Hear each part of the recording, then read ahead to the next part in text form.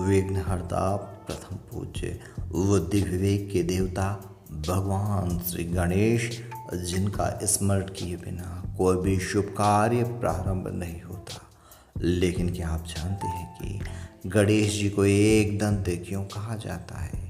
उनका दांत कैसे टूटा था और कैसे भगवान महादेव ने परशुराम का गर्भ तोड़ा और गणेश जी ने परशुराम के भ्रम को समाप्त किया।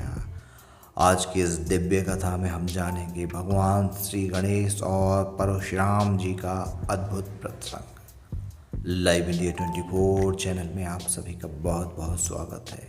एक बार की बात है, भगवान परशुराम जो भगवान शिव के परम भक्त और शिष्य थे, कैलाश पर्वत पर अपने आराध्य से मिलने आए। उस समय भगवान महादेव गहन ध्यान और विश्राम में लीन थे। द्वार पर पहरेदार बने थे स्वयं उनके पुत्र गणपति बप्पा। गणेश जी सदैव आज्ञा का पालन करते थे।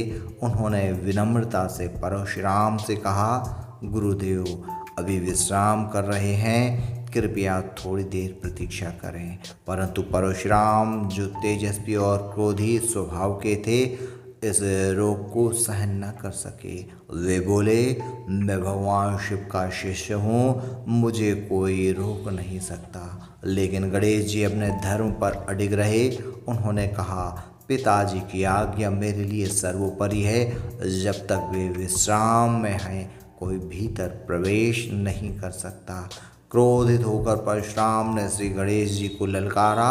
दोनों में युद्ध होने लगा। एक तरफ परशुराम जैसे महान योद्धा जिन्होंने पृथ्वी को 21 बार क्षत्रिय विहीन किया था, और दूसरी तरफ एक नन्हा सा बालक श्री गणेश परशुराम वार करते और भगवान गणेश उसे विफल करते। बहुत देर तक दोनों के बीच युद्ध चलता रहा।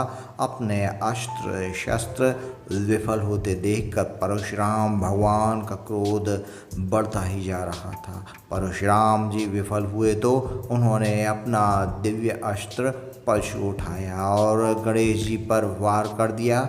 गणेश जी ने बिना प्रतिकार किए वह वार सह लिया, क्योंकि यह परशु भगवान शिव ने परशुराम जी को दिया था और अपने पिता द्वारा दिए गए अस्त्र को श्री गणेश भगवान कैसे विफल कर सकते थे। परंतु इस प्रहार से उनका एक दांत टूट गया और तभी से वे एक दंत कहलाए।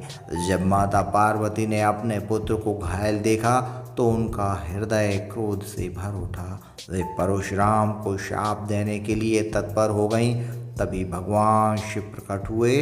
उन्होंने माता पार्वती को शांत किया और परशुराम की ओर देखकर बोले, पुत्र परशुराम, तुमने अपने अहंकार और क्रोधवश यह भूल की है। गणेश ने तो सिर्फ अपना कर्तव्य निभाया था। तुम्हें यह नहीं भूलना चाहिए कि साधना तभी फल देती है जब साधक अपने अहंकार पर विजय पाले। इस प्रकार भगवान शिव ने परशुराम का गर्भ तोड़ दिया। गणेश जी ने भी परशुराम से कहा, गुरुदेव आपके शस्त्र की शक्ति तभी महान है जब वह धर्म और संयम के मार्ग पर चले। कभी किसी निर्दोष पर वार करना धैर्य नहीं बल्कि अहंकार है। इन वचनों ने परशुराम का हृदय पिघला दिया। उन्होंने गणेश जी से क्षमा मांगी और कहा, हे गणेश, आप सचमुच ज्ञान और विवेक के देवता हैं। आज आपने मेरे भ्रम को दूर कर दिया। इस कथा से गणेश जी को विघ्नहर्ता, एकदंत और बुद्धि विवेक के अधिष्ठाता कहा जाता है। अगर आपको यह कहानी दिव्य और अच्छी लगी हो तो वीडियो को लाइक करें और शेयर करें, और भगवान श्री गणेश की कृपा पाने के लिए चैनल को सब्सक्राइब करना ना भूलें। जय श्री गणेश देवा।